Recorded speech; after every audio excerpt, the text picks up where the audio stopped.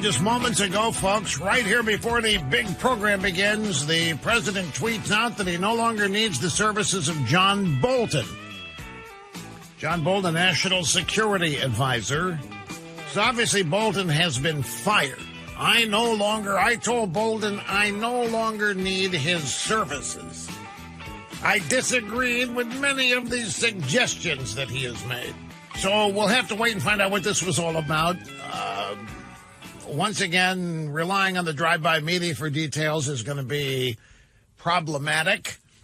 But we'll eventually get to the bottom and find out what this is all about. I'm going to take a flyer. I'm going to take a wild guess. And it might have something to do with somebody inviting the Taliban to Camp David. Whoever did that needs to have their head examined. Now, I can't believe that Bolton would be the guy responsible for that. Bolton is the guy that has no patience. Well, the wrong term. He doesn't suffer fools, and he's not somebody that likes to accommodate the enemy. But whoever it was that came up with the idea of having these Taliban monsters up at Camp David, thank goodness that didn't happen. Anyway, greetings, friends. Here we are. Broadcast excellence revved up for yet another busy broadcast day. Telephone number 800-282-2882. And the email address is lrushbo@eibnet.us. Speaking of fake media, let me explain. I can't say this is distressing for me to have to tell you this, but I can't hide behind this. We can't ignore this. For the last 3 weeks, the drive-by media has been insisting that we're on the verge of a recession when we are not.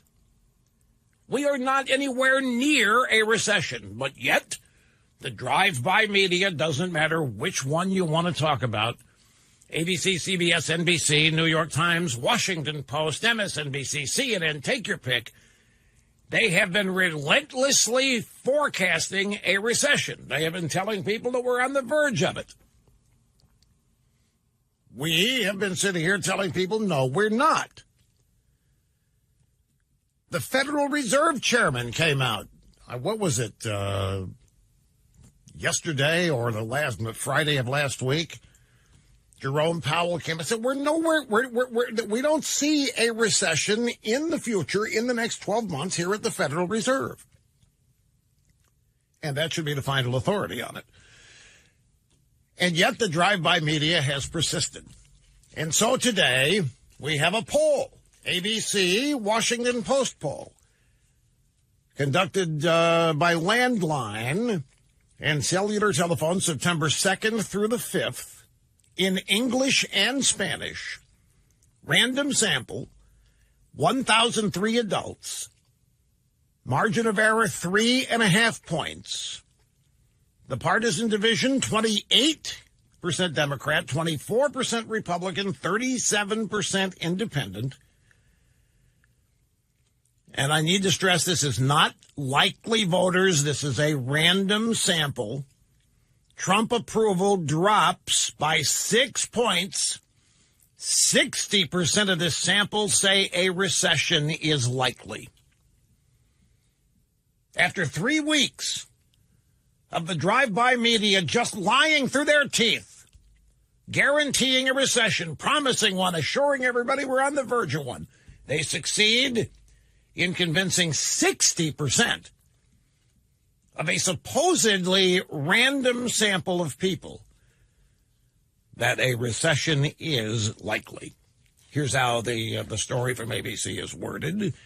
6 in 10 Americans say a recession is likely in the next year, and as many are concerned about higher prices because of the trade war with China, helping to knock 6 points off President Trump's job approval rating in the latest ABC News Washington Post poll.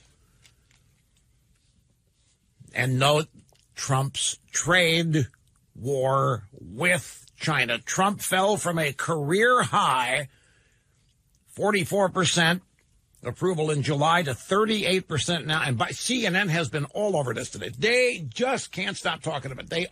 They're orgasmic talking about it. Yeah, just like when George Bush's numbers got down to the 30s, it was breaking news every 10 minutes for 5 straight hours on CNN. So they're looking at job and mission accomplished here at the drive-by media. 60% claim that we are likely headed into a recession. And if you just went and asked 1,000 people on the street and you take this 3 weeks of news saturation about it, you're not going to have answers anywhere near this. Is most people off the top of their heads don't have it. In fact, I'll tell you what's going on. Most people in this country probably doing well, but they hear news like this and they think there's a lot of other people suffering. Oh, it must be bad out there. I'm doing okay, but I'm worried. Fake news leads to fake polls, both intended to scare people into making decisions contrary to their best interests. The drive-by media and the Democrat Party have made no bones of it. We had the audio somebody yesterday. They are actively rooting for a recession. They are actively rooting for an economic downturn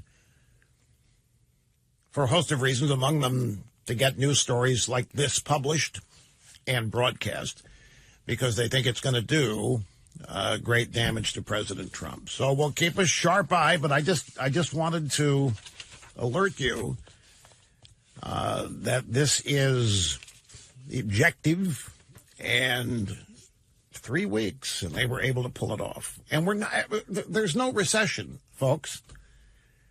There isn't a recession. There's nobody with any serious economic credentials looking out to the future and thinks there's a recession. The Democrats did this in George Bush's second term. They talked everybody into believing there was a recession and that we were losing the Iraq War, that we should lose the Iraq War, and that we were losing the global war on terror. And it's stuff like this is why Trump refers to the media as the enemy of the people. I want to take you back. Grab audio soundbite number 7. I want to take you back to August 21st. I made a prediction on this program. This was I forget the context here. But I remember there was pressure on me to make some kind of big prediction about Congress's return, and Snerdley challenged me, or somebody did, and I came through with one, just off the top of my head, and this was it. I'm going to predict when Congress comes back this fall that Pelosi will be forced to cave, that she will be forced to end her resistance, because the entirety of her caucus is going to demand official impeachment. They had visions already that we would be on our way to a trial in the Senate with Trump under the interrogation lines. It hasn't gone anywhere, and precisely because it hasn't gone anywhere, the left is going nuts. So I think Pelosi will cave. Let me make that as my official prediction. Pelosi will cave when Congress comes back, and the Democrats will complete the trifecta of shooting themselves in the foot, and Pelosi will know it the minute she authorizes it, the impeachment of Trump, with 1 year before the election. And it is... She did. I mean, the Democrats, they've announced it. They're now going to start taking it. But remember, I made a point, I think it was last week as well, that Nadler's talking about impeachment and promising, but there has not been an official vote on it in his committee or anywhere in the House. And the reason there wasn't a vote was precisely because Pelosi didn't want to vote. The reason she didn't want to vote was the Democrats won the House in 2018 by winning a bunch of districts where Trump prevailed in the presidential race in 2016. And so the standard line of thinking is, okay, you got a lot of Trump sympathizers in these districts, even though these people elected Democrats in the House. And if everybody knows that's not because of anything other than formula. You know, the sitting Republican or the sitting presidential party always loses seats in the first midterm election after he wins the presidency. And so the Democrats know that this is largely a statistical reality coming. It wasn't totally based on substance. So Pelosi, in other words, is not thinking that the people that voted for Trump in 2016 have decided to vote against him in 2020 just because they elected some Democrats to the House. There's still Trump sympathizers. There's still Trump voters. She doesn't want to anger them by having an official vote where these new members of Congress that won in Trump districts go on record voting for the impeachment of Trump. She lost it. The Democrat caucus demanded to do this. They're going to do it. And Pelosi is going to be fretting over it. You'll not see it publicly. You're not going to see her out there at their press conference worrying about it. But privately and behind closed doors, she will be, because now these people are going to go on record with their impeachment vote, and there isn't a poll out there that shows the American people want Trump impeached. Now, this is interesting, too, because whereas the media has been able to create this myth, I mean, if we're to believe this ABC poll, by the way, which is a stretch, but if we're to believe it, 60% of their respondents think that we're on the verge of recession. That's simply because the media has been flooding the zone with that story for 3 weeks. But the media has also been flooding the zone with the fact that Trump is rotten and needs to be impeached. And there is no polling data that supports impeachment. There's nowhere near. You can't find a poll anywhere other than in specific places like a couple of blocks of New York, Manhattan, or San Francisco, Los Angeles. But in a nationwide sample, you cannot find a poll where a majority of people want Trump impeached. And that's what Pelosi's worried about. Now they've gone on record. And there's no way that this could ever come to it. There's no way that there can ever be a trial. There's not enough time. There's no way that there will ever be a conviction in the Senate. The Republicans run the Senate. And I don't care how many never-Trumpers are in there, they're not going to give the Democrats this win. They're just not going to do it. So there's no hope of anything really happening here. Plus, depending on how intense they take this, they're going to overshadow their own primary campaign and presidential campaign, which they may actually want to do if Biden ends up being the nominee. Like Hillary, the less he's out there, the better it is. You know, it was true for her. The less you heard from her and the less we saw her, the better her numbers were, and vice versa. Now, grab soundbite number 8. This is Steve Cohen. This is the guy who, I don't know, when somebody refused to testify before Nadler's committee, he went out and bought a bunch of Kentucky Fried Chicken, had it delivered in there to the committee. And he was eating it out of a bucket, trying to convey that whoever refused to testify, whoever come up was a chicken, was a coward. This guy's deranged. This guy's like he's not all there. And he was on with Fredo last night on CNN, Fredo Primetime. Question, no crimes? Not an agent of Russia, says Mr. Mueller. Everybody was supposed to respect Mueller. There's nothing here, Mr. Cohen. What are you going to impeach him over? Over 150 contacts with his campaign with Russians. They welcomed the interference. Trump even went on television. Russia, if you're listening, there was a reason he said that, because he knew they were listening. We'll find out what's in the grand jury testimony that was redacted by Barr. Trump's Roy Cohn may be the smoking gun or the arsenal or the garrison that breaks this thing free. And someday down the line, there's going to be a reckoning, and people will see that this was not only the worst president in the United States, but one of the worst human beings to ever grace this earth. They've got nothing. This is just pure, raw hatred that you hear here from Steve Cohen. He's a Democrat from Tennessee. And he's talking about Russia. If you're listening, this was Trump's joke. Trump was goosing everybody, trying to find Hillary's emails. The media, nobody could find them. Russia, if you're listening, maybe you can find Hillary's emails. If you do, could you give them to our media? They're really looking very, very hard for them. And these Democrats running around thinking Trump was actually asking the Russians to hack. They really do. I've had people rush. No, they know he was joking. They're just taking. No, they don't. They do not have a sense of humor. One other thing. What's in the grand jury testimony redacted by Barr? Trump's Roy Cohn. Roy Cohn is somebody that you may have heard his name, but you may not know a whole lot about him. Let me give you just a brief explanation of Roy Cohn. He was a New York attorney.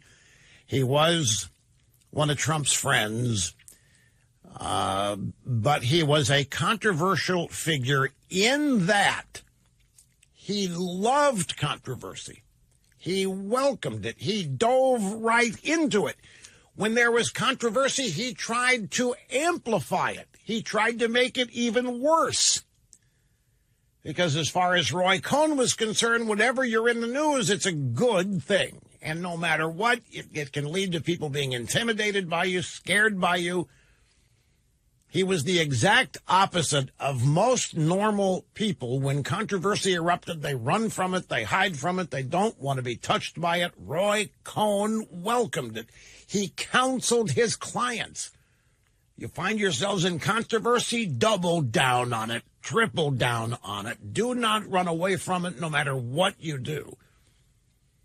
And many people say that Trump was mentored by Roy Cohn, and it's one of the reasons that Trump does double down on things. But he's considered a scourge only because he has a relationship with Trump. And a normal ebb and flow of things, the people now being critical of Roy Cohn would actually embrace him and like him. I got to take a brief time out, folks. Sit tight. We'll be back with much more right after this. Don't go away. Bolton's statements and Trump's statements are at variance. That means they're different for those of you in Rio Linda. Bolton is saying that he offered to resign last night. But the president said, no, let's talk about it tomorrow. The president is saying he asked for Bolton's resignation. It was not Bolton's idea. So now people trying to speculate, what is this about? He's the national security advisor. And there's any number of things it could be, and there's no way of knowing. We just have to wait. It'll come out at some point. One of the things being bandied about was that Trump was offering to meet with the president of Iran. Bolton doesn't believe in meeting with Kim Jong-un. He doesn't believe in giving any of these reprobate world leaders the respect of meeting with the president of the United States. He doesn't agree with them being given that stage, that they haven't earned it, and that they're thug criminals. And Trump likes meeting with these guys. Trump loves meeting with these people because he's got dreams of ending disagreements with these people, bringing peace and tranquility to the humanity of Earth. Bolton doesn't see eye to eye with any of that. It could also be about troop withdrawals in Afghanistan. There are factions in the White House that want to get us out of there. It's been announced that we're getting out of there. We've been over there for I don't know how many years, and some people say we don't even know why we are still there. Bolton would not want to pull out of Afghanistan. Bolton would not want to withdraw from any presence in places like Syria. And so it could well be that this is just the culmination of systemic policy differences that have led to this. As I say, we will be rewarded with patience. We'll find out what this is all about, because there are people here with vested interests, their reputations and so forth. And Bolton has a reputation as a hardliner, doesn't take any guff, is not one of these touchy-feely, politically correct guys. Let's try to make them like us. Let's find out why they don't like us. And that's not Bolton. He don't care that they don't like us. We just got to beat them. We got to pummel them. And that's a certain extent. Trump is that way as well. But something went awry, and the drive-by media is all thrilled about it because it represents more discord in the Trump White House, more disorganization, more evidence that Trump doesn't know what he's doing. Now, the drive-by media have hated John Bolton ever since he was a UN ambassador. They've hated him, despising it. Now they're going to love him if they can position him as the good guy here. Well, now there you have it. CNN saying that Bolton was fired in part because Trump was upset, that John Bolton was upset that the Taliban had been invited to Camp David. It makes perfect sense that Bolton would be upset by that. A lot of people that were kind of confused of what the Taliban being invited to Camp David. But then again, Clinton had Yasser Arafat and the PLO and those locals there. It's not as though the world's reprobates have not been to Camp David. But Bolton would not at all be in favor of that. So it could be that, it could be Afghanistan withdrawal, Syria. Bolton is insisting that he resigned. And Trump didn't fire him, and he's trying to get that word out. He actually texted Brian Kilmeade. Bolton did. At the Fox News channel. Kilmeade was on Fox a little after noon. And got a text from Bolton. Hey, I quit. I wasn't fired, and so forth. So this is going back and forth. Trump has also tweeted a couple things. I'm glad he did this. It's going to get lost in the flow. But he has just tweeted his absolute disgust with this ABC News Washington Post poll on the recession, calling it typical fake news, disastrous, very damaging. And he pointed out that the ABC News Washington Post poll that had him losing by 12 points in 2016 was so bad that he actually had his people call them, and they took it down because it was so bad. But his point is giving historical reference to how inaccurate the poll is. And I don't doubt it. I don't think, this. They use polls to make news, not reflect it. They use polls to create and make public opinion, not reflect it. And this is a classic illustration. Speaking of impeachment and the Democrats formally voting to do it, it's about polling data. Folks, I'm telling you, there isn't anywhere a majority of the American people want the president to be impeached. It just isn't there. And yet the Democrat base is demanding it. And they are a minority in this country, but they are demanding it. The New York Times is afraid of Democrat base. The Democrat Party is afraid of the Democrat base, and so they went ahead and voted for it. But let me just give you, there's a companion story here, a website, and an outfit called Eventbrite.com promoted rallies in Washington and other cities across the country to take place yesterday to push for the impeachment of Trump.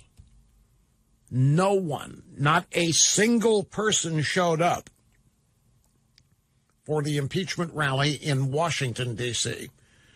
The website was impeachmentaugust.org. Said the protests would take place at 11 a.m. at 1st Street Southeast. That's near the House side of the Capitol. The website states that the protest is supported by several leftist and anti-Trump groups, including Indivisible, Move On, Need to Impeach, Stand Up America, March of Truth, Common Cause, By the People, Free Speech for People, Democracy for America, Progressive Democrats of America, Credo, and Democrats.com. All of those groups sponsoring all these impeachment rallies all over the country yesterday, and not a single person showed up at the impeachment rally in Washington. It was supposed to happen at noon on the Capitol lawn below the steps, but nobody showed up. So what if all these leftist organizations planned a rally and nobody turns up there? Nobody's showing up at Joe Biden's rallies. There are very few people showing up at Pocahontas's rallies. There isn't any enthusiasm in the Democrat Party other than the lunatic drive-by base on social media. But when it comes to actual warm human bodies showing up and demonstrating enthusiasm for any of these Democrat candidates, you need a microscope to see it, telescope. Meanwhile, Trump's rally in North Carolina last night was another classic.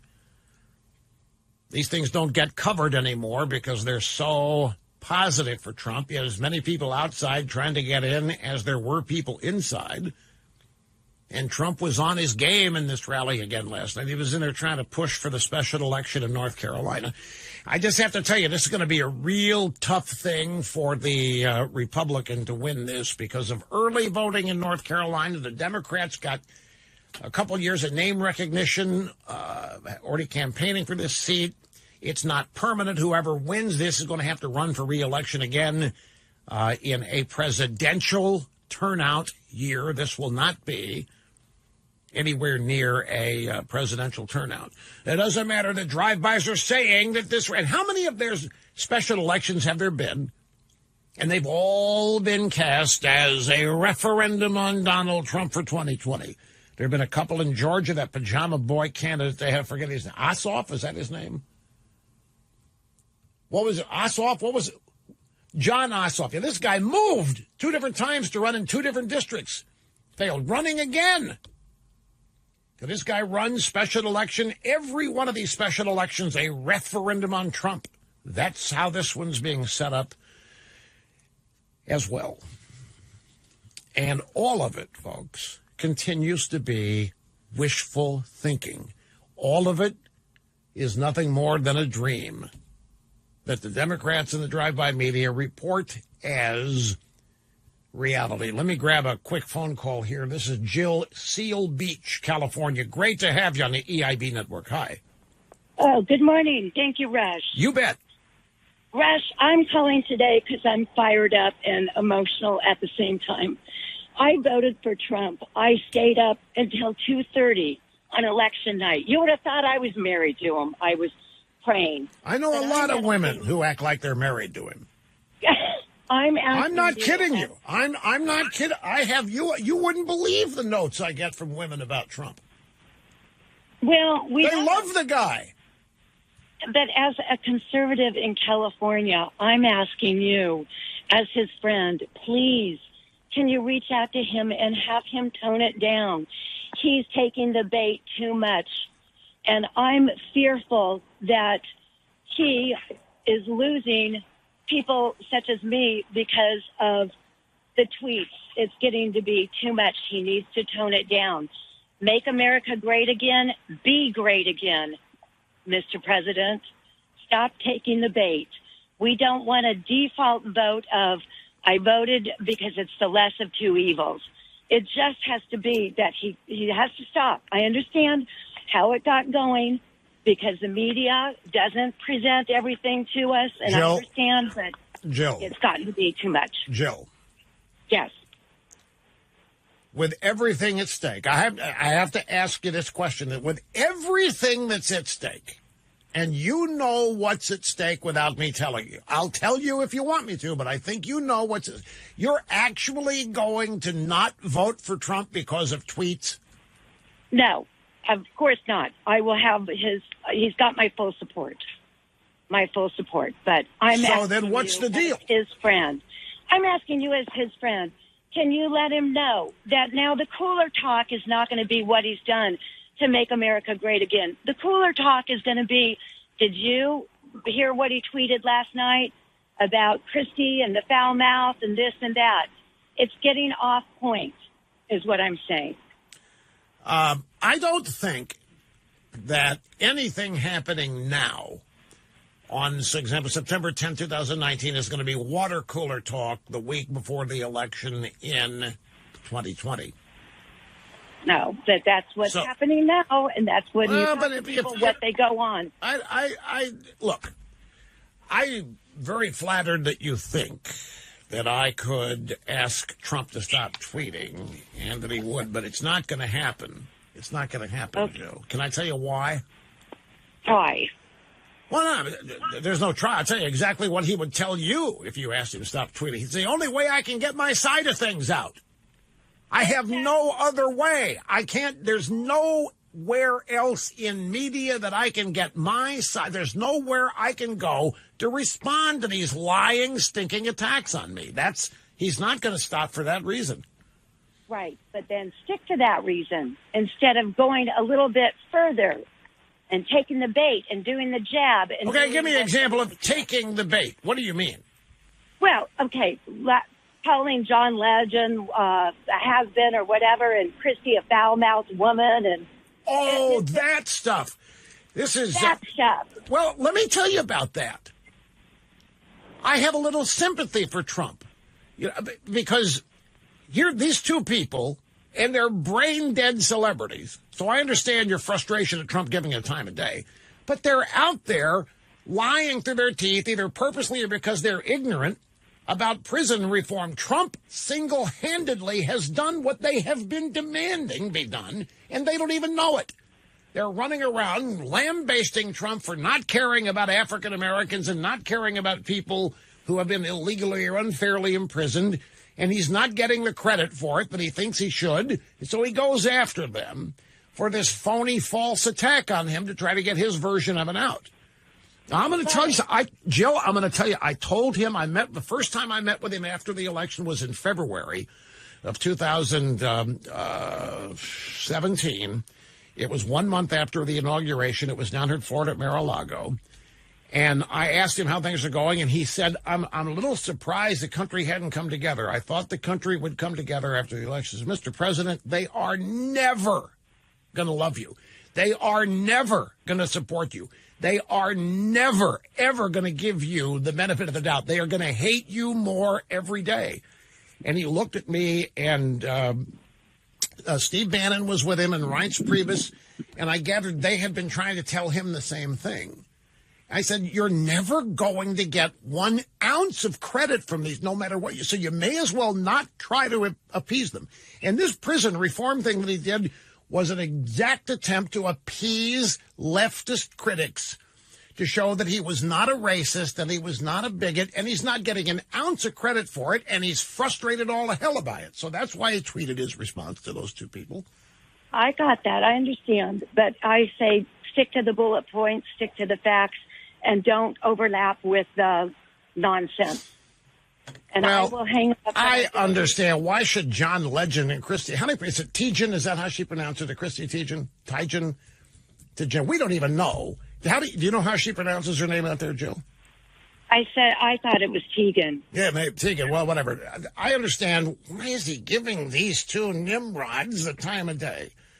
But he's got a philosophy, Jill. And it's been since long before he got into politics. If you attack him, if you criticize him, he's going to hit back. He's not from the George Bush school, which says sit there and take it. And by the way, Jill, I got to go. I'm a little long here. Stand by. I got a George Bush. Well, Billy Bush is being hired back after the Access Hollywood video, and he's got an audio soundbite here of advice George W. Bush gave him. It will not surprise you. Back in just a second. You will never find. That's Lou Rawls, the bumper rotation here, nicknamed the Hawk after the wind in Chicago. Hey, how many of you are kind of along the same lines as Jill, our caller from Seal Beach? You're worried about the Trump tweets. Not bothering you. You're not going anywhere. But you're worried other people are. Folks, if that's you, let me try to talk you back from the ledge. I think it's the same phenomenon as this recession poll.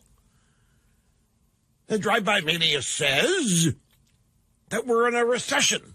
The drive-by media says a recession is imminent. Drive-by media says we're all going to die. The drive-by media says we're all going to lose our jobs. The drive-by media says inflation's going to go bonkers. The drive-by media for 3 weeks.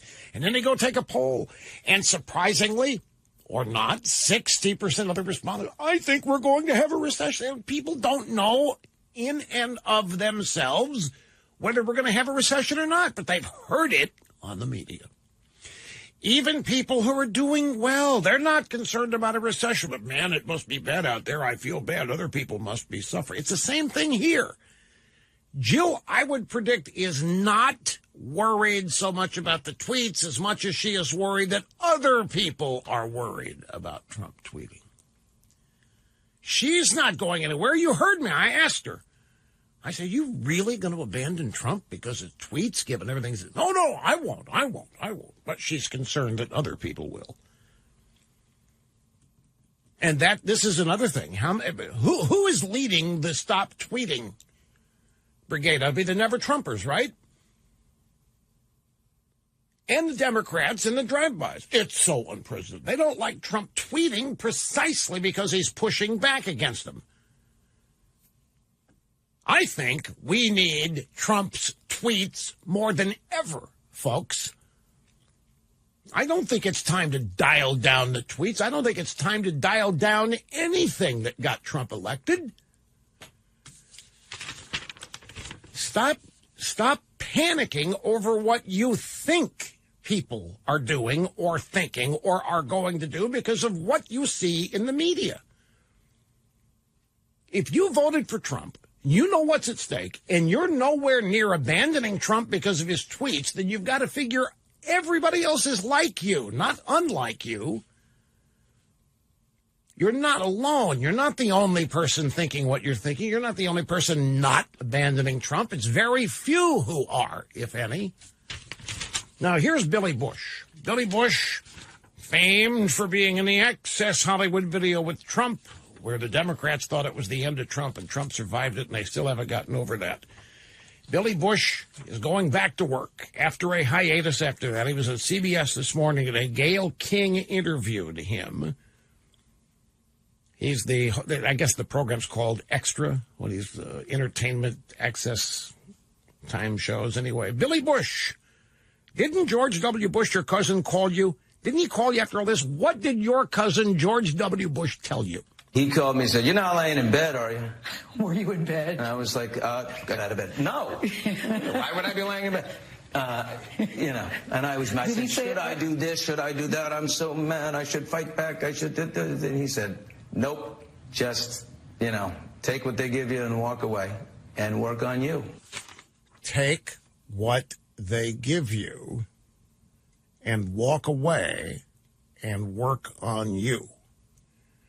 Now, what that means is ignore it. It didn't happen.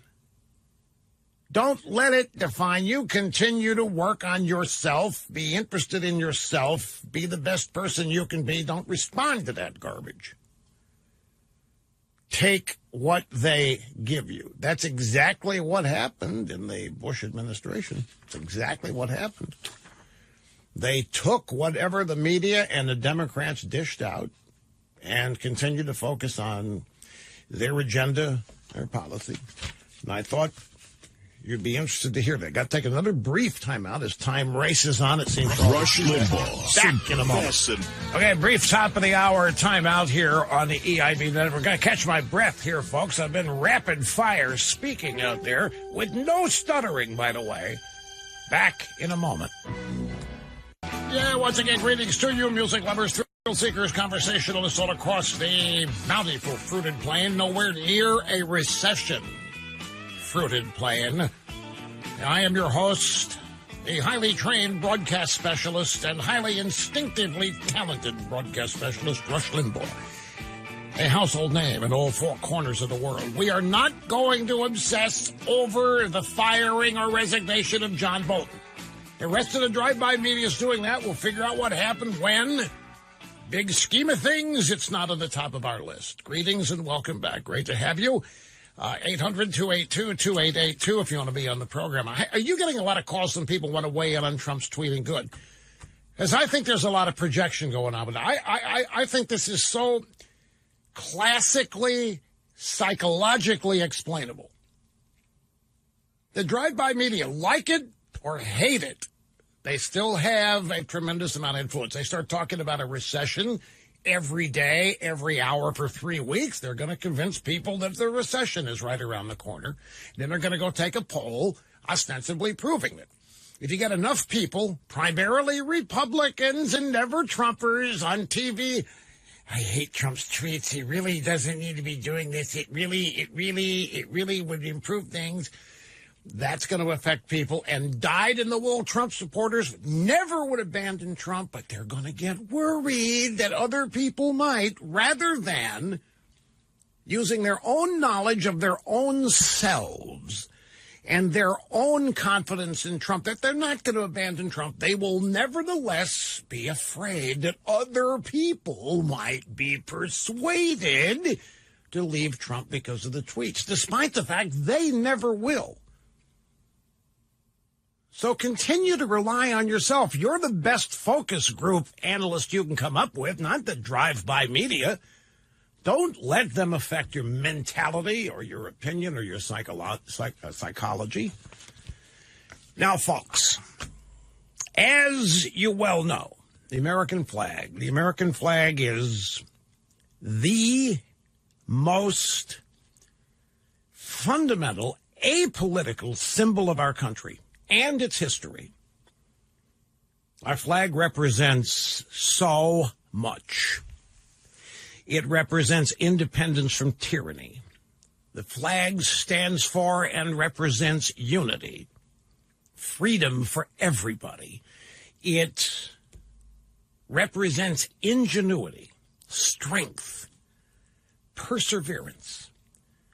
The American flag in its original rendition by Betsy Ross, an American hero. She was an early leader in business and in design. And there is no earthly reason why Betsy Ross should be politicized or belittled, and there's no earthly reason for the American flag to be either. Betsy Ross isn't political. The American flag isn't political. The very idea that people want to politicize both is kind of sick. It's kind of absurd. And I'm just going to tell you something. You know what? It's a sign of weakness, and it's a sign of people who I think are grasping. I think the Democrats going ahead with this impeachment business, I think they're telling us that they are pretty sure they're not going to win at the ballot box.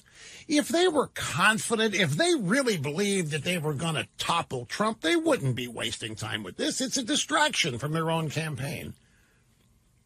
But the fact that they're going through with it, you got to see it for what it is. Well, I think throughout the country, the left is reeling. You just don't get that picture because it's not reflected in the drive-by media. Now, around the 4th of July this year,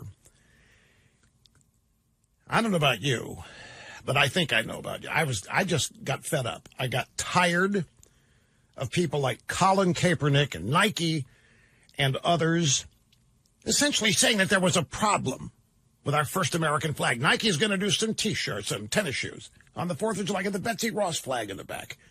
And Colin Kaepernick, I don't like that flag. You shouldn't. And Nike's, okay, we'll shelve the shoes. We will not sell them. So an attack on the original American flag, an apolitical thing, and Betsy Ross, who was not political. So you know the story. We came out with a Stand Up for Betsy Ross T-shirt as a way of saying enough is enough. And we invited you to be part of the campaign. So we started manufacturing Stand Up for Betsy Ross T-shirts on some of the greatest T-shirt fabric you have ever felt, some of the great you've ever experienced. And we would have been thrilled if we could have sold 50,000. That was the original goal. If we could have sold 50,000 of these things, we would have thought, wow, this is solid. This is cooking. We came up with a charitable tie-in, Tunnel to Towers Foundation. It's a wonderful organization started by Frank Siller, who lost his brother, a firefighter, killed while responding to the World Trade Center when our country was attacked on 9/11. Tunnel to Towers does a lot of great work for first responders, for military people killed in action, their survivors, their families. Thanks to you. Thanks. We are so far ahead of 50,000 T-shirts. We are over 300. Folks, we moved 25,000 T-shirts over the weekend here with just one little casual mention on Friday. We're on the verge of being sold out of our first original stock of the new blue, the new royal blue Stand Up for Betsy Ross T-shirts. Thanks to you, we have been able to donate over $3 million and counting to Tunnel to Towers. And as I say, they're using the money to pay off mortgages for families who lost a father or mother in service to our country. They're building new medically equipped homes for Americans who were gravely injured in war. So far, 18. Stop and think of what you've done here. 18 mortgages have been paid off in full because of you purchasing a $27 item. The proceeds go to Tunnel to Towers. This is not a profit center for the... As I say, we moved 25,000 just a couple days over the weekend. We have the royal blue shirt is available in all sizes, and we're scrounging up all of the royal blue fabric and shirts we can find to meet what we know is going to be a continuing demand. It's a simple way to stand up, defend America, defend Betsy Ross, defend America in honor of our first responders and their families, all American heroes who have sacrificed so much for our freedom. You can't give up, folks. We can never give up our uniquely American symbols. We cannot give up our fundamental patriotic institutions. We cannot give up or allow the dilution of the foundational building blocks of the greatest country on earth. If you want one of these shirts or if you want to buy some to gift them, it's simple. RushLimbaugh.com is the website. Click on the store tab. You'll be taken right to the RushLimbaugh.com store.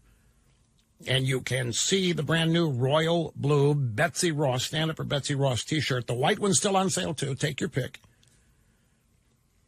And I am eager to announce the amount of money raised in the near future. Over $3 million since July 8th on a $27 item. You're going to see photos of Americans just like you from every single state wearing their shirts. We urge people, take photos, send them to us so we can post them at RushLimbaugh.com. We thank you from the bottom of our hearts. The bottom line here is to tell you that the demand continues. We've had requests for certain things, so we've added a color, royal blue. Stand Up for Betsy Ross t-shirt. See it now, RushLimbaugh.com, and click on the store tab. Back in a moment. Greetings. Welcome back. El Rushbo on the cutting edge of societal evolution. Grab soundbite number 31. Lindsey Graham on Capitol Hill today talking about John Bolton leaving, resigning, being fired, whatever. I think the view that there's some public discussions about Bolton being on the other side of meeting with the Taliban probably was a bridge too far. I don't know what happened there, but the bottom line is I appreciate what John has done for the country for a long period of time, and the president will now get a chance to pick a national security advisor he has more confidence in. Okay, so this is what first thing out of my mouth was that somebody, Bolton would not have been happy with the Taliban being invited to Camp David. When I saw that, then it was over a weekend or a day. I wasn't here when I first said this. Who did this? And then it was canceled, and I had a great sigh of relief. So Lindsey Graham is saying that this would have been a bridge too far for Bolton, but it doesn't address the fact that Trump claims he fired Bolton. No, he didn't fire me. I resigned. We'll have to wait and see. I'm just going to tell you what's going to happen now. Now, you got to trust me on this. The drive-by media, the Democrat Party has hated John Bolton for his entire career in the Foreign Service. He's been a United Nations ambassador. He's been accused of being rude to employees. He has been accused of being unfeeling and insensitive toward women. He's been accused of being no nonsense. He's been accused of being a horrible diplomat that he tells people straight out right between the eyes. They have never had any respect for John Bolton. They have never liked John Bolton. He's always been an extension of whatever Republican president they hated. But now, you watch. Any second now, John Bolton's going to become the smartest foreign policy strategist in our country. He's going to become the wisest foreign policy advisor Trump has ever had. The drive-bys, despite a lifetime of disrespect and hatred for this guy, the drive-bys are going to start wringing their hands and lamenting that he was the last adult in the room, and they were all in peril now. John Bolton was the only guy saving us from destruction, the only guy saving us from our enemies beating us, the only guy with any sanity in the room, and now he's gone. This is how they're going to portray him. I predict that he's already getting book offers. He's already getting interview offers. The left is going to offer him whatever they can to get him to speak out against Trump. They can't help themselves. He's going to become the new Russian collusion story. John Bolton is going to become the next Robert Mueller. Mark my words. Okay. Richard in Statesboro, Georgia, as we head back to the phones. Welcome, sir. Great to have you with us today. Thank you, Rush. You just said it, so it's left to be said, but I am optimistic about the 2020 House elections. I think the call for impeachment is just their knowledge that they're going to lose the House. And they got to do it now or it's never going to happen. They just got to impeach Trump. for them to appease their base. And if not now, then never. And so that makes me very optimistic about 2020. I want to beg to disagree only slightly. I don't think these people think they're going to lose the House. And I think they're conflicted. I think that in many sectors of the Democrat Party, they are lying to themselves, as they have been since 2016. They thought they were going to get rid of Trump on election night, then a week later, then before the end of the year, and then before he was inaugurated, they were going to overturn the election results. They were going to make sure he was not sworn in. And that every one of these things has happened. They've been trying to get rid of him ever since. But in the midst of this is the belief that everybody in the country hates Trump like they do. So I think they're sitting there. I think they're conflicted. One day they think they're going to win everything. They're going to win the White House back. They're going to keep the House. They're going to win the Senate. Then they come up and do this impeachment stuff, and that sends a signal that I think that somewhere they are not confident they're going to win the presidency. I don't think they've reached the point they think they're going to lose the House, though. Go ahead. I just think Pelosi's a little bit more pragmatic, and now that she's given up, I guess, essentially coming back, like you said, from the recess and allowing it, I think, that's why I'm optimistic.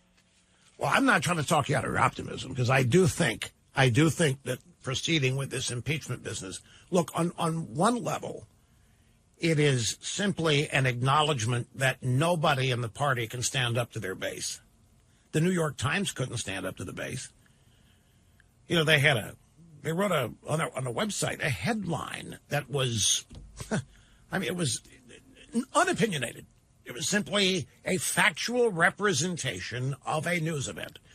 Because it didn't savage Trump, the Democrat base threatened the New York Times with subscription cancellations, bomb threats, you name it. New York Times caved inside of 30 minutes.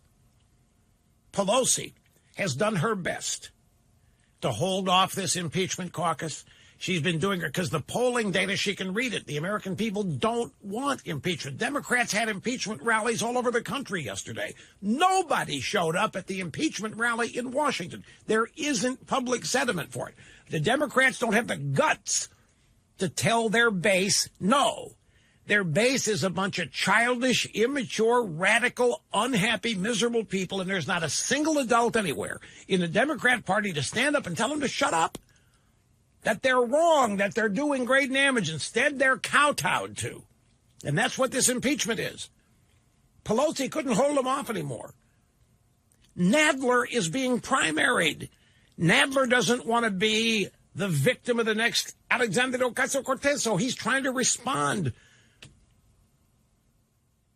Nadler is suffering the same fate as that old white-haired 88-year-old guy, Joe, whatever his name was, that Alexandria Ocasio-Cortez beat in the primary. Nadler's being primaried. He doesn't want to go the same way that old white-haired Democrat guy went. So he's trying to send a signal that he's as radical leftist as the rest of them. So they're going to do this vote. They're going to force their members of Congress to go on record here. But I think, presidential level, I think doing this, we, for all intents and purposes, we're a year out. There's no way this can end before the election. There's no way. There's no way there's going to be a trial in the Senate. And if there ever was, there's no way there's going to be conviction. There is no way that this is going to force Trump out of office. Yet they're doing it anyway. I think it means that they, in the deep, dark corners of their dark hearts and minds, I think they are very, very worried. I mean, they can see their primary candidates. They can see there's no enthusiasm. They can see there's no crowds. Raising their hands. Yeah, I think free health care for every illegal. How are you going to pay for it? We're going to raise taxes on the middle class. How much? Well, it's going to cost like $2 trillion, so you figure it out. Meanwhile, people are fleeing. I saw a story on Fox today.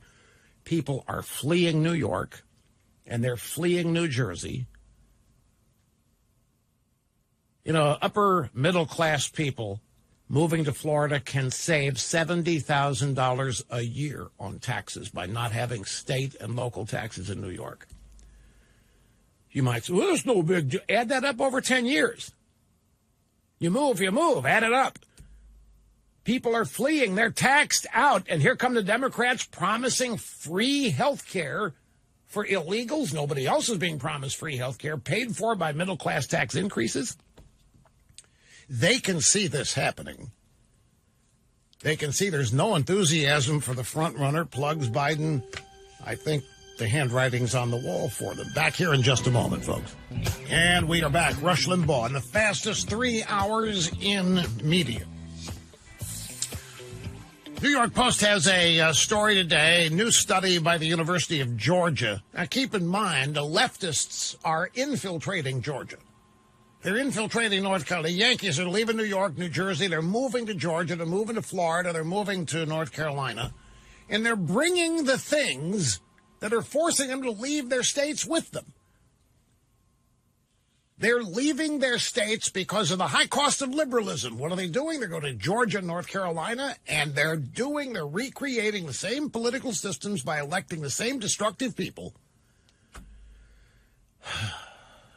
that drove them out of New York and New Jersey, and in some cases, Illinois, in the first place. At any rate, a new study by the University of Georgia found that teenagers who do not date are less depressed and fared better or equal to their dating peers. Fared better what? The study found that adolescents in junior and high school, or middle and high school, who were not dating were far from awkward misanthropes. They had good social skills, and they were not very depressed. So what are we supposed to take from this? Don't date, just hook up. Want sex, go do it. Don't bother dating anybody. Don't go to the prom. Don't ask anybody out. Don't go pick them up. Don't meet the parents. Just hook up. You'll be less depressed. You'll be more satisfied. And you'll end up not being socially awkward. You won't be rejected. See, dating, you get rejected. You know how many times men are told no? Yeah. Yeah. And women have no problem saying no. They have none. Thirdly, if the roles were reversed and it was women calling you to ask you out, would you say yes to every one of them? Would you say yes to almost every? Women say no to most of them, with no feeling, with no compunction whatsoever. But men would be overwhelmed with guilt and flattery at the same time. What? You want to? Sure, absolutely. The way of the world. No, seriously, they're making the point here that, and this is a University of Georgia study, teenagers who do not date don't face rejection. They don't face feelings of inferiority. They're just happier. They're not as depressed. They're not awkward. They're not losing any social skills by not dating. They're just avoiding all of the hurtful aspects of being rejected. You know what Woody Allen said about success and wealth? It's no different. You're just rejected by a higher class of woman. Nothing changes. Here is Tricia. She's driving back to Maryland from the rally in North Carolina last night. Hey, Tricia, great to have you here. Thank you. It's an honor to speak to you. I am driving back from Fayetteville. It was my 23rd rally in the last year. We started in August of 2018, and I walk up and down the line as part of what we do, and I speak to people waiting in line, the rally goers, and I specifically speak to them about the president's tweets. And I can tell you firsthand, after 23 rallies, they love his tweets. They need his tweets to feel like they're being informed. So Jill is wrong. I literally have spoken to thousands and thousands of people, and the amount of people who do not like their tweets is minuscule.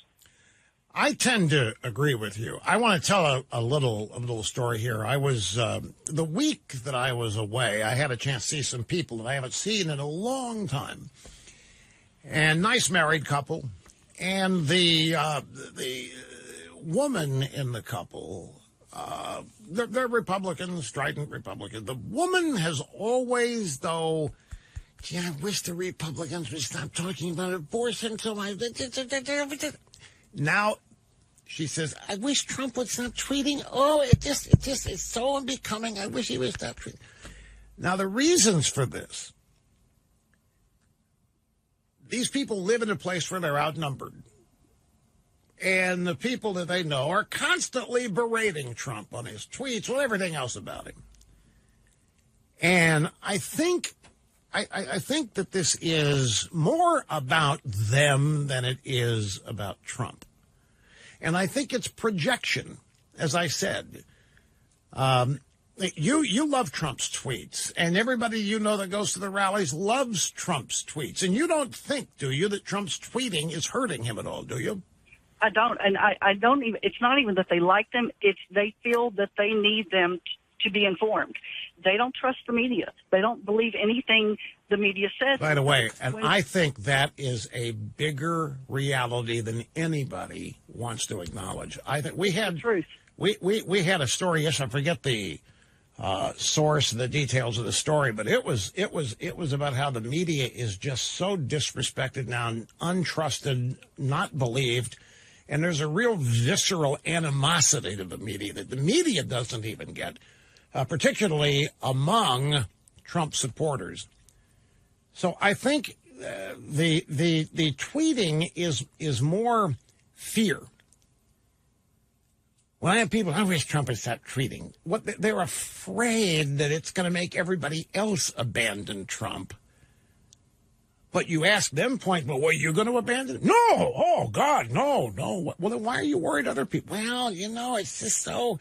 No, it's not. It's just so. It's because you're falling prey to public criticism of Trump and his tweets and his personality and the media and so forth. And not just the media, by the way. Elsewhere. But I think it's an interesting psychological phenomenon to me. Like, speaking for myself, there's not a thing about them that bothers. I don't even care what he takes out of Tegan and what's her name, John Legend. No, he does things I wouldn't do. I mean, my philosophy is don't elevate, don't punch down. I just have not done it. Howard Cosell was like Trump, folks. Howard Cosell, sitting in his office in New York, if he heard that the Oshkosh Gazette wrote something critical of him, he would send somebody to find a copy of the Oshkosh Gazette, and then he'd walk it into Leonard Goldenson's office, the CEO. What are you going to do about this? They're attacking me in Oshkosh or wherever. And Cosell believed that no criticism should stand. No criticism should ever be unanswered, especially if it came from other low-rent sports writers. Trump is the same way. He'll punch down wherever it is he's hit. My philosophy is different. Don't acknowledge them. As far as I'm concerned, they don't exist. But it doesn't bother me that he does, because that's who he is. And I also know he's not going to stop. And he's not doing it for the fun of it. Although some of his tweets are uproariously comedic and funny.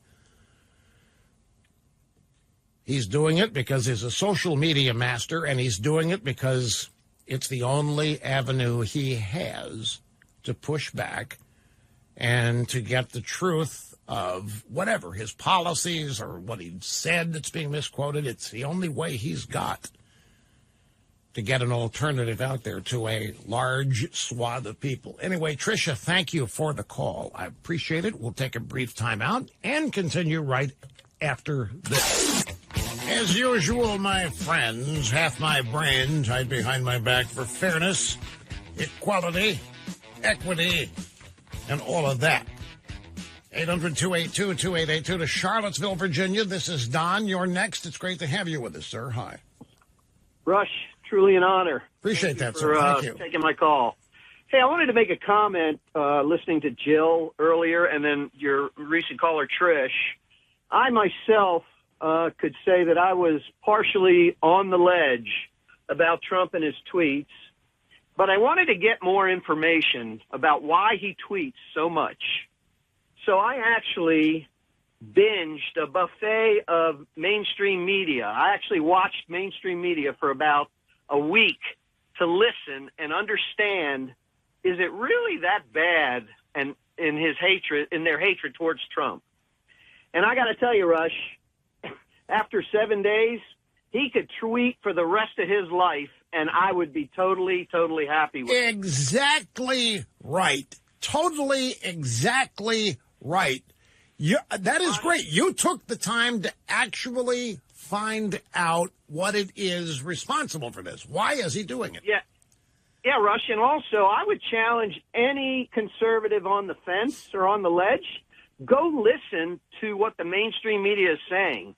Their lies, their anger and hatred, and here's another thing that doesn't get talked about enough, their total disrespect for this president.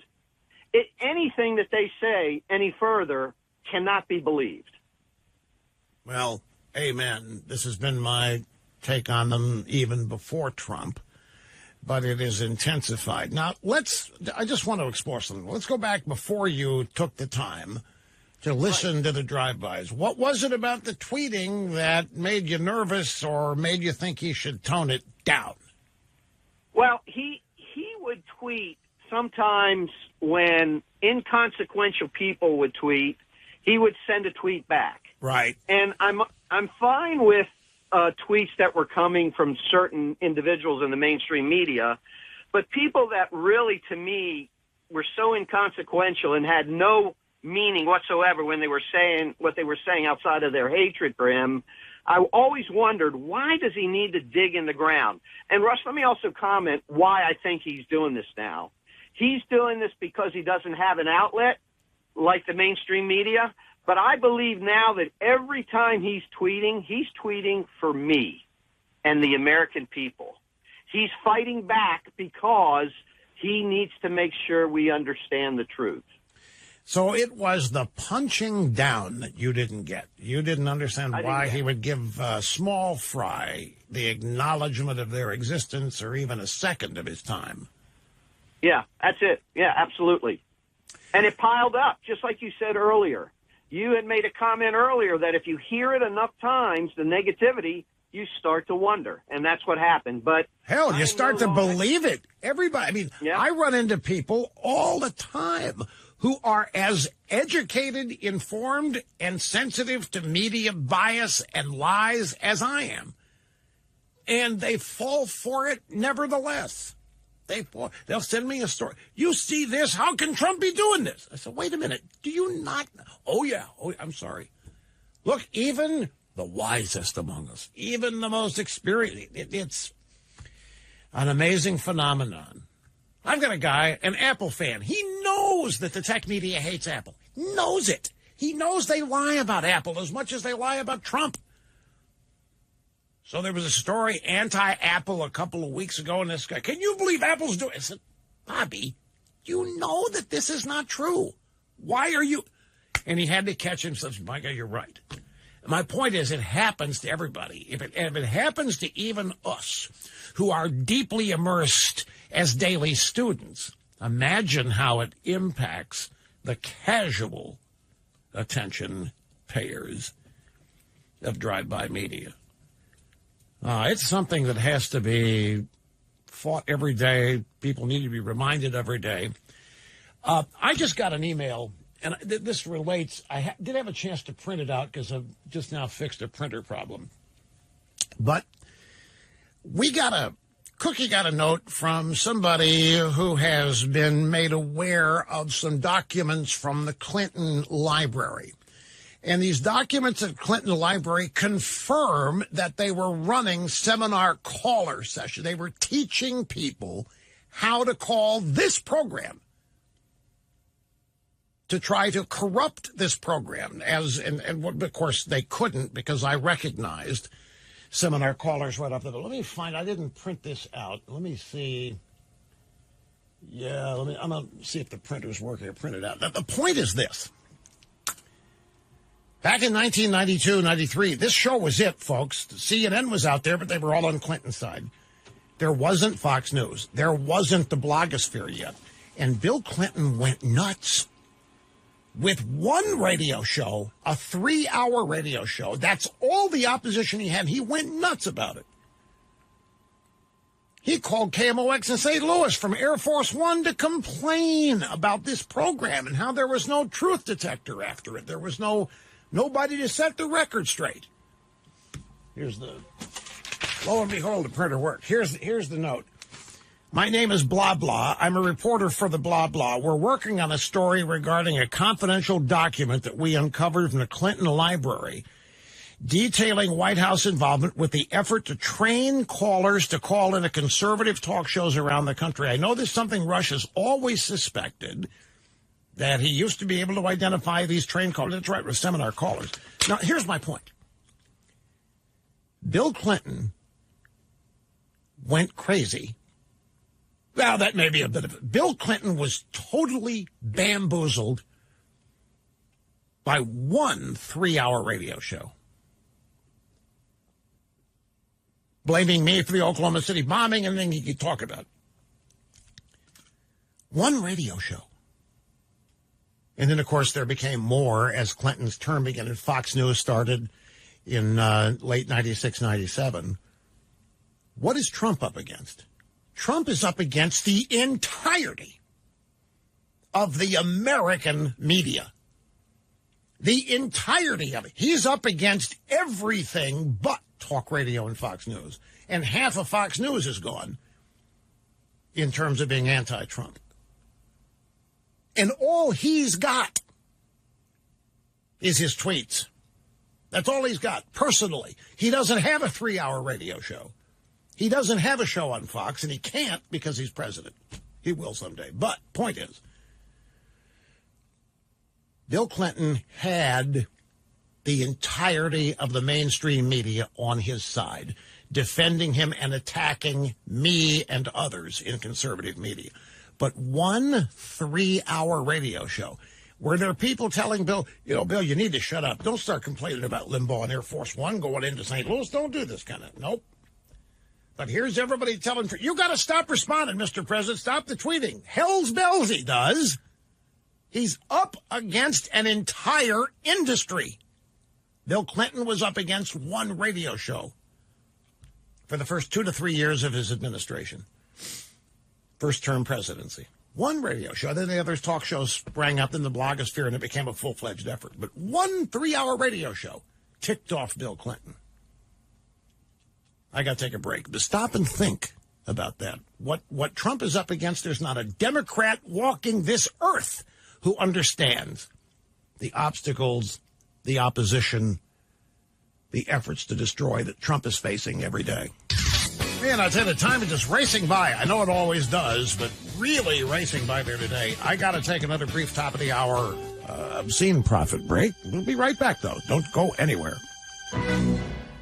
Yeah, I got that coming up. I got the Clinton calling KMOX in St. Louis from Air Force One. In fact, that's audio soundbite number 32. That's all the way back in 1994.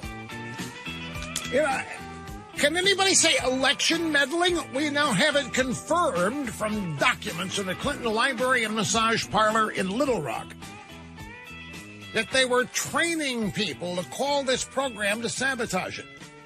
Seminar callers. You know it. You've been listening here a long time. You've heard of these seminar callers. I can still spot them. They're still out there. When they happen to sneak past Mr. Snerdley and some of our guest screeners. I mean, they stand out like a sore thumb. And can anybody say election meddling? I mean, they were meddling in the election, trying to sabotage this program. It had a political identity. But again, I just want to stress to you folks, Bill Clinton was upset by one radio show, a 3-hour radio show. There isn't a Democrat alive who has ever had to endure what Donald Trump has had to endure every day since the 16th of June, 2015, when he announced.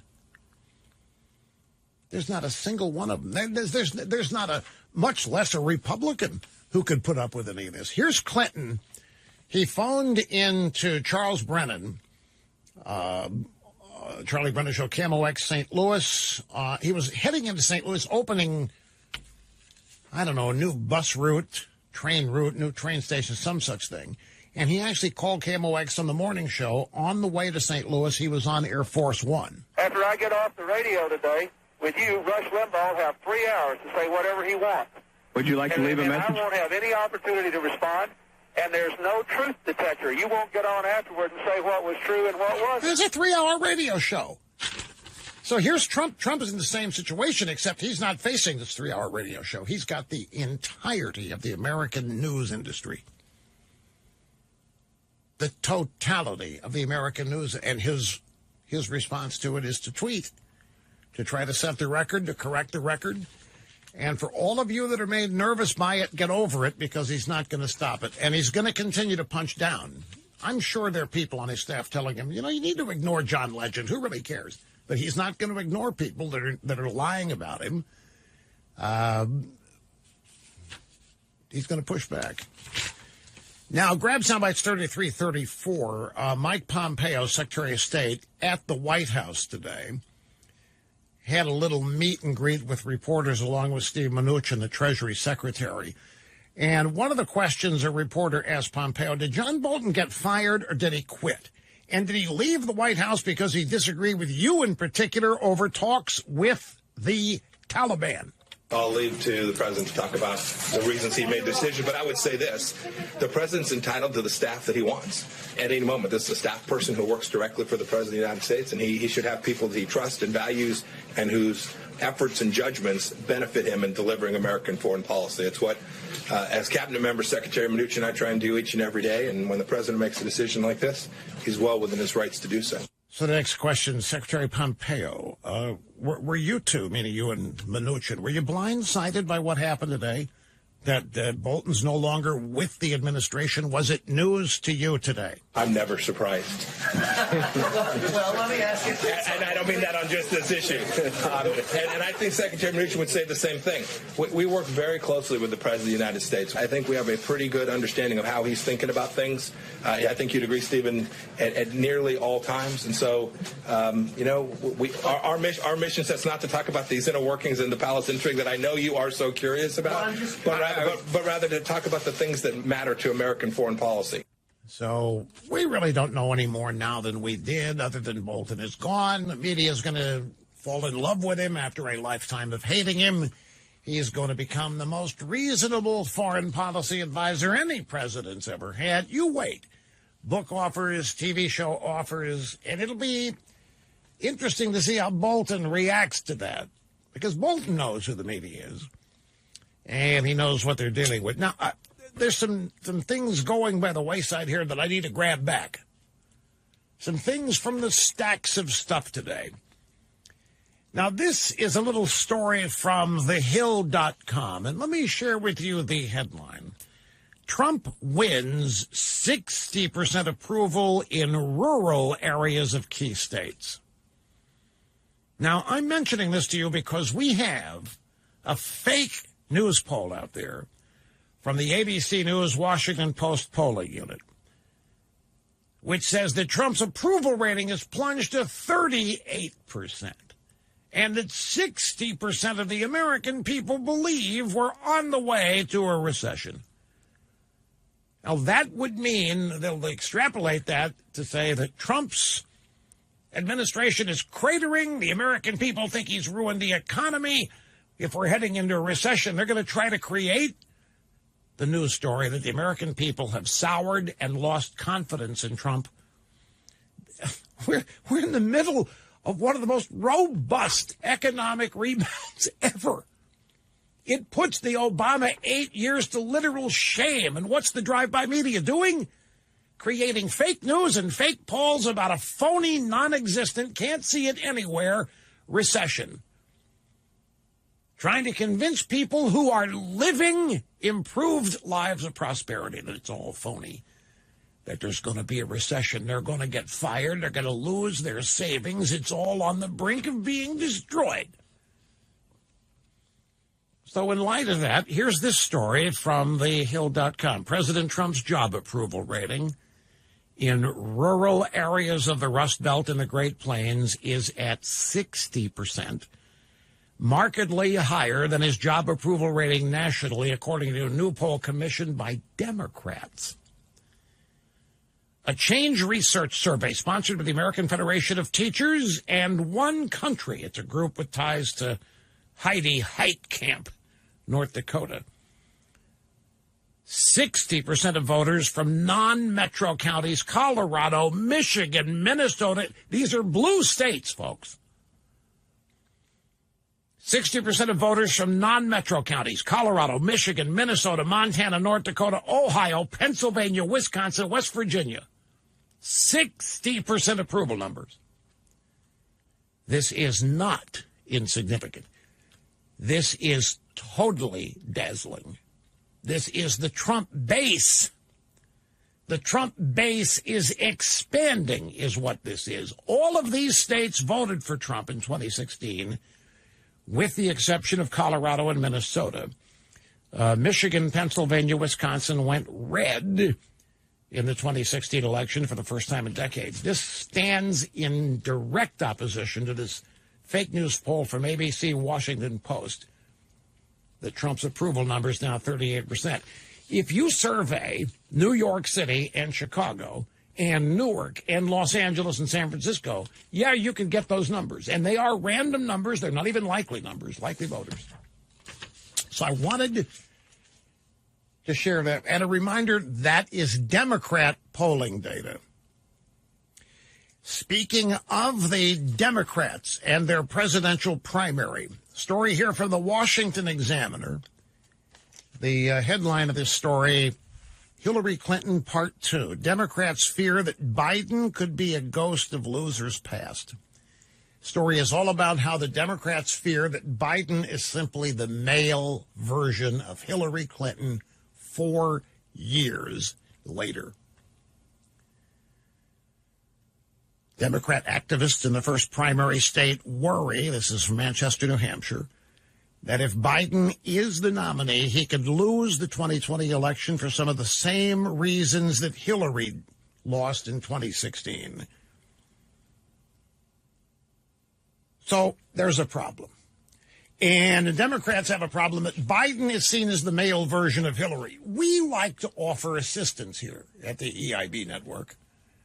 People are in trouble, we like to help. So I have some helpful solutions for the Biden campaign, because when a problem exists, I offer solutions. I have some slogans for the Biden campaign. Biden, America's great-grandfather. Biden, third time's the charm. Biden, his best days may be behind him like Obama said America's were. I especially like that one. Biden, hanging on for you. Biden, a hands-on president. You have pictures here of him mauling women. Joe Biden, a nuzzler, not a fighter. Joe Biden, he's forgotten more than he ever knew. Joe Biden, China's favorite candidate. Joe Biden doing the best he can. See how these things help? Helpful. So the Democrats, one thing you got to learn. You got a problem, face it squarely. Admit it. Only then can you overcome it. Try this. Washington Free Beacon. Headline, Kamala Harris agrees with the editor at Salon.com. Police officers just harass and take up space in poor communities. Kamala Harris acknowledged Salon's editor-at-large was right about cops after he claimed they just harass and take up space in poor communities.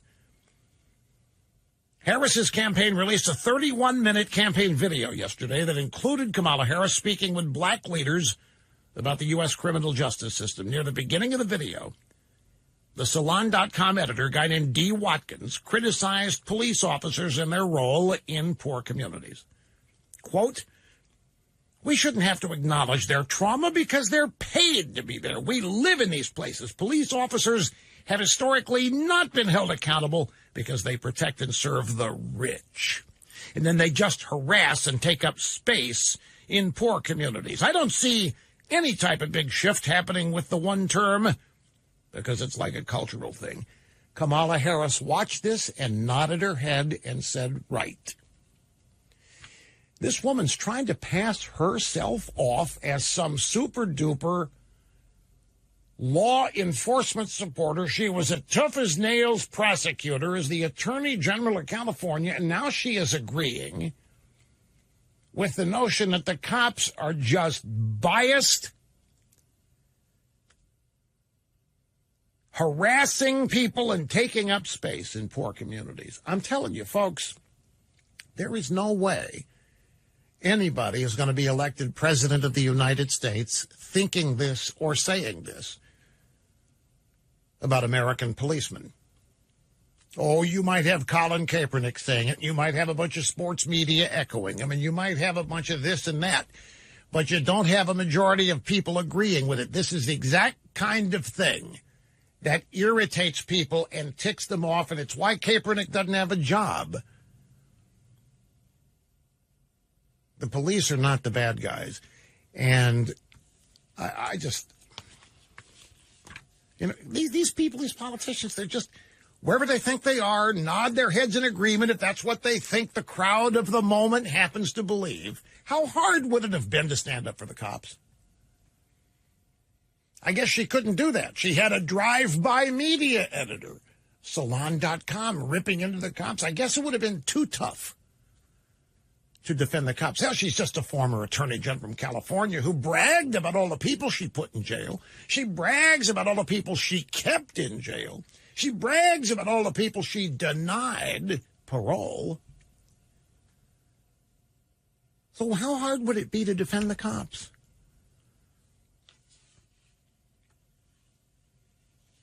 Oh, this is a sad story. Arctic tour ship. 16 climate change warriors aboard got stuck in ice. How often does this happen to these people? They go down to South America looking for evidence of global warming, climate change. They get stuck in ice, and a fossil fuel-driven icebreaker has to go rescue them. Maritime.net reports that an Arctic tour ship carrying a climate change documentary film team and several tourists ran into some ice last week. They've been shooting a documentary about climate change and melting Arctic ice. I'm not kidding you. The MS Malmo, Swedish-flagged ship cruising off Longyearbyen Svalbard archipelago, halfway between Norway and the North Pole when it got stuck in ice. 16 passengers had to be airlifted to safety using fossil fuel aircraft under challenging conditions. According to Maritime.net, 7 crew members remained aboard the ship as they awaited assistance from the Coast Guard, also powered by fossil fuel ships. Does the name Richard Rahn ring a bell? R-A-H-N. Oh, come on, it does. He's a guy that used to be on C-SPAN. See if it's CNN. Back in the 80s, Eye Patch. Mr. Peggy Noonan. Was married to Peggy Noonan for a while. He has a piece at the Washington Times, untouched by climate change reality. For years, Cassandras have predicted that doomsday is at hand. It is a great piece. I'm going to have to give you some pull quotes from it, but I got to take a break now. So hang on. That and your phone calls and more are coming up on the EIB Network. Okay, let me give you just a couple of pull quotes from the piece here by Pete Ron, because, folks, this is so right on the money. This is adult in the room kind of stuff. So here we are up against climate change, a bunch of people scared to death of fossil fuels which have improved the quality of life, the length of life, lifespan, the standard of living. They have enabled us to even better clean up the messes that we make, the environmental messes. Fossil fuels revolutionized the human experience on Earth in every which way you can imagine. Now they are painted as evil, destructive, the end of the habitability of the planet. It's absurd. It's ridiculous. It's embarrassingly dumb. We wasted billions of dollars chasing climate change rainbows, but we've also slaughtered thousands of people every year since Congress mandated CAFE standards. Slaughtered thousands of people because of CAFE standards that turned our cars into plastic and aluminum death traps to make them lighter for fuel efficiency. Ironically, the CAFE standards were hysterically passed to decrease our reliance on the Middle East for oil, but they're now basically meaningless since we are energy independent from any foreign nation thanks to fracking. Yet we still have mileage mandates that require cars to be built that kill people even in minor accidents. All of this needs to be revisited and just adjust to the new reality. A pull quote, the U.S. political and media class have managed to turn people who are heroes into villains. For years, the fact that the United States was dependent on less than savory foreign countries was viewed as costly and dangerous. For national well-being, national security, the problem was solved by oil men, many with advanced degrees in geology and physics who developed fracking, horizontal drilling, and other techniques for producing much more oil and gas at much lower prices and with lower emissions. Thank goodness for realistic private businessmen rather than government socialist talking heads who would have left the world dependent on whale oil. Another pull quote. For decades, the global Cassandras have been telling us we have only a limited number of years or it'll be too late. In 1989, the claim was that doomsday was 11 years away. The year 2000 came and went without the required actions and nothing changed. This past week, CNN held a 7-hour forum where the various Democrat candidates for president presented their solutions to the climate crisis. Every one of them had a different cost estimate for their solution, as well as a different number of years before the world comes to an end. Again, as you recall, it did in 2000. Both the cost numbers and the years to the end seem to have been untouched by reality. Untouched by climate change reality. Nothing they have predicted has come close to coming true. But what I like about the CAFE standard story is absolutely true. They're mandating people drive around in death traps, cheap little plastic, aluminum things.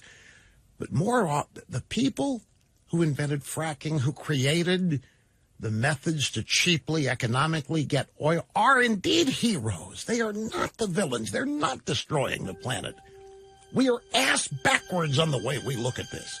Okay, let me ask you what you think of this. There was a ceremony at the White House honoring first responders from Dayton, Ohio, for the shooting. The mayor was not invited. Trump did not invite the mayor of Dayton, Ohio, but a lot of cops, police chief, first responders were invited.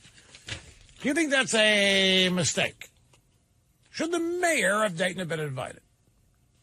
Now, well, let me tell you something. The mayor was on CNN routinely berating Donald Trump as somebody who didn't know what he was doing, as somebody who was responsible for this because of his lackadaisical attention to guns and so forth.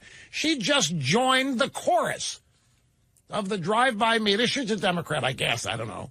She just joined the chorus of criticizing Trump. Now, the Trump shouldn't tweet brigade would probably say, Rush, you've got to rise above it. He's president. She's a mayor. Dayton is being honored. She should have been there.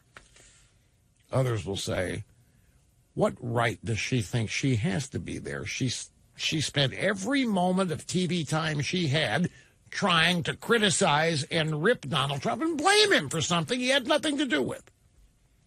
So why should she be there? What is your take on it? I'll guarantee you, any other politician would have had her there. No way would they choose such an occasion to send a signal. But Trump, you attack him, you are not going to be overlooked. You're not going to be ignored. You're not going to be given the benefit of the doubt. You're going to be recognized for what you are, a critic, somebody who doesn't like him. So why should you be invited? So this mayor, I think, is on CNN talking about whatever she thinks about it. What do you think about it? You look for a new mattress when the one you have just doesn't work anymore. For some reason, could be it's lumpy, could be it's old, could be you've heard about something better. Whatever reason, you start looking for a new mattress. And when it's time, when that time happens to you, when you start looking for a new mattress out there, think Boll and Branch should be at the top of your list to check out. Our good friends at Boll and Branch have put the same kind of emphasis on quality and comfort into their mattress as they have with any of their products, if not more, given how important this purchase is. I mean, people keep mattresses for years. It's not something you turn over every year or two. I mean, some people do, but most people don't. So when you buy one, it's a significant expense. It better be right. You're going to stick with it. Now, the Boll and Branch mattress, handmade here in America, made to order. They're not stacked on top of each other in some warehouse. They make yours when you order it. No assembly line here. It's assembled with 5 layers of materials to assure comfort, more than 1,000 coils to make it firm, to ensure a great night's rest. Now, when you order the size that you want, they'll ship it to you within a couple of weeks, arriving at your home with white glove delivery service. It comes with a 100-night money-back guarantee. Means that you got 3 months to try it. If you don't like it, if it doesn't meet your expectations, you call the white glove guys to come get it, to take it back and refund your money. You have to buy it online at their website, bollandbranch.com, BOLL and branch.com. Use my name as the promo code. You'll save $100. bollandbranch.com. Here is Sharon in Akron, Ohio. It's great to have you. How you doing, Sharon?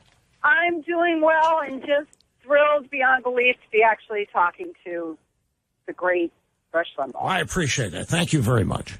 Okay, we're driving along in the country in Ohio, and we stopped, and people are stopping because they think something's wrong. And I just want to tell you this before I forget. And anyway, this one guy drove by, and he's in an electric company car and county. Wait a second. I think I've lost you. You were driving along and you stopped? Yes, I stopped because I got through to you. So I didn't want to lose you because we're in the country driving around. So were you on a highway when this happened? No, we're just on a little side road. Okay, but you still pulled off side of the road, so that made people think you might be in trouble. Exactly. So this gentleman stopped from this Carroll County Electric Company, and he said, "Are you guys okay?" And my husband said, "Well, my wife's hanging on the phone to talk to Rush." And he went, "Really?" And we said, "Yeah." And he goes, "I love him." He says, and I got to tell you, 94 to 96% of all of the people I meet out in this rural county in northeastern Ohio, every one of them agree with what he's saying. Well, I appreciate that, and I understand it, too. But it's great to hear it. It is. It was great to see it. And after that, we've had 5 more people stop just to make sure that we're okay. And every single one of them, my husband's like, he's like, "Oh, yeah, my wife got through to Rush Limbaugh." And she goes, like, "You're kidding." So, like, they're lining up behind us to listen. Well, it's tough. You got a caravan of cars behind you listening to this phone call. They all stop. I know. Yes. You know, I got to tell you something, Sharon. In a lot of places in this country, people would not stop. They would keep driving. They would think it was a setup.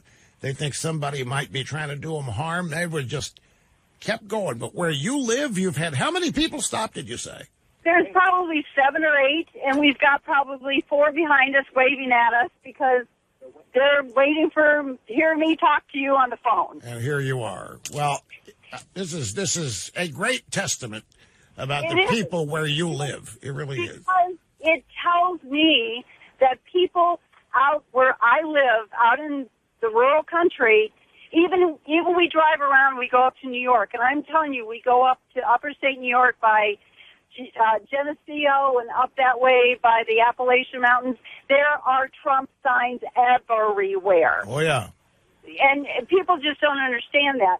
But the one thing I want to say that has nothing to do with this, but it's just something that's making me crazy. Do you know who Jeff Dunham is? The ventriloquist? Jeff Dunham, yes. Okay. Well, his puppet, Walter, is Joe Biden without the plugs. Sorry, just have to say it. That's who he is. Now, on the tweets, I do not, I have a flip phone. I'm happy with it. I love it. And I don't look at tweets. My only concern is that I work at a birth center and in a hospital, and a lot of the people that I work with are young or, between 30 and 50, and they like the things that Trump has done, but they don't like the stuff he tweets, and Now, I don't care what he says. I would follow him to the ends of the earth. I think he's wonderful. But I do agree with your first caller that some of this, just let it go. But I understand why he does. All right, I'm going to, you know what? I appreciate what you're saying, and I understand it entirely. And I know about, you got these people in the hospital that they're not dyed-in-the-wool, committed fangirls like you are. They like Trump, but they're bothered by it. I want to tell you something. I'm going to tell, and do not doubt me. If Trump decided to cut back on the tweets, I doubt that anybody would notice. I don't think that magic moment would come where your people in the hospital you just described, let's say let's create a hypothetical. Let's say that Trump today hears your call and the first call, so you know what? I'm going to stop tweeting about small fry. Just not going to do it. So he stops. And 2 weeks from now, you're back in that hospital. And I'll guarantee you that the people that you tell me are tired of Trump tweeting will not know that he has cut back on his tweets. They won't have the slightest idea. Even if they pay attention every day, they won't have the slightest idea. It's like the old adage when I was a top 40 disc jockey. You can never be hurt by a song you don't play. What it meant was, you play a song that people don't like, they'll tune out. They'll punch the button, go to another station. So don't play anything but the hits. Don't play anything that is a demonstrable hit, which is why back then radio stations had playlists of 18 records. Not kidding. So you would never know if they didn't play something because you don't listen all the time. So if Trump cuts back his tweets, there's no way anybody's going to know that he's done it. It's not something that your people in the hospital are going to realize one day. You know what? Trump hadn't tweeted on those small fry in the last couple of weeks. I think I like Trump a little better. It doesn't work that way. They've already got it in their minds, Sharon, that he tweets too much. There's nothing that's going to change. He could stop tweeting for 2 weeks. No Trump tweets in 2 weeks. They would still say he's tweeting too much. It's already registered in their brain that he tweets too much. Something else I've learned. You can't let other people run your life. You can't, in my business, I can't let anybody else tell me what I should talk about here. I have to be the judge, and I am. And if I care about it, I do. If I don't care about something, I don't bring it up. There's not enough time here. Trump cannot start listening to all of these various opinions on too much tweeting, not enough tweeting, stop tweeting about small fry. Can't satisfy anybody this way. It's not possible. He's got to continue to be who he is. It got him elected president. They failed in every coup attempt to take him out. He's still there. He's still implementing his agenda. He's still president of the United States. He's still dealing with the Chi-Coms. He's still attaching tariffs to their goods coming in. He's still firing people like John Bolton. He's still president. They have not taken him out. If he stops tweeting, Kellyanne Conway's husband's not going to all of a sudden start liking him. If he stops tweeting, the never-Trumpers are going to say, you know what, the guy stopped tweeting. I think I like him now. It doesn't work that way. And you know it as well as I do, Sharon, as do the 4 to 5 people lined up in cars behind you. It just doesn't work that way. And it's true of anybody. Let's say there's a quirk in your personality, Sharon. I'm sure there's not, but let's say there is that some people just don't like about you. and you stop doing it because you've heard that a couple people don't like it, they'll never know you stop doing it. It's already in their minds that you do. You have to tell them, no, I stopped that. I don't do that anymore. Oh, I didn't notice. Well, okay, good for you. But they're still going to think you do it no matter what because it's in their mind. It's like a mind notch. Are you saying it's impossible to change Rush? No, but I'm telling you it's going to take a long time for people to realize you've changed on something like this. How many people read every Trump tweet? How many people know of every Trump tweet? What about Trump's tweets do people think because they actually read them? Or do they think Trump tweets too much because they hear other people complain about it? It's a dangerous road to go down because everybody has to be who they are. You have to be true to yourself. It's very hard to do because a lot of people have inferiority complexes or doubts about themselves. A lot of people don't like themselves. They're always trying to compromise and do what this person says, do what that person. This is the Republican Party. Oh, you hate me for this? Okay, I'll change. I'll be for open borders. Republicans are still hated, aren't they, by the way? Back in a second. A little long. Don't go away. It often takes a burglary in your own neighborhood before you think about installing a home security system. And it's true of a lot of things, but really true in this. You truck it along just fine, and a house in your neighborhood gets robbed. Oh, no! We've been targeted. So then you start looking. It doesn't have to be that way. Home security is a purchase a lot of people put off. I mean, it's a priority, but not top of the list, because it's expensive. It's time-consuming. It's a commitment. There's lots of hassle involved. You roll the dice that you're not ultimately going to need it. But it's not that way anymore. None of that's true with Simply Safe. Simply Safe changed all of that when they introduced a system with no wires. That means, I can't tell you how much. It means you can put it in yourself. And I'm kidding. You don't need to know a thing about tech to be able to put sensors on doors and windows or on a wall or somewhere in a room to detect motion. You really don't. You can do this in less than an hour. Or if you want somebody else to do it, that can be arranged. But with no wires to run, that's why it's Simply Safe. No need for an installation crew. No need for a site survey. That alone reduces the cost and the time. Simply Safe protects every door, every window, every room you want protected. Every sensor and motion detector connects to a base station by Wi-Fi. And then if you want that to connect to the cops, buy the monitoring service. That's only $15 a month. No contract, not 50, 15. And if you have that, and if you have an HD camera, if there happens to be a break-in and your system is triggered, guess what? The cops have instant access to that camera to watch what's going on without worrying about false alarms or any of that. I mean, it really is state-of-the-art. The system is so smart and advanced that you're kept informed by the phone app. You know at all times what's going on at your home after you leave. If your home is not yet protected, and you can do it in an apartment, folks, a condominium. It doesn't have to be. You have to be a full-out homeowner. Look at it all at simplysafeusa.com. That's the website. And if you buy, you'll get a $100 HD camera tossed in El Fribo. simplysafeusa.com. And one final reminder, folks, the brand new, well, we sneak previewed them last week, and we've already moved over 25,000 of them. The brand new blue, the beautiful royal blue Stand Up for Betsy Ross t-shirt, available in all sizes now at rushlimbaugh.com. Proceeds to Tunnel and Towers Foundation, great charity working with law enforcement and military people, families who survived those killed at 9/11. And that anniversary is tomorrow.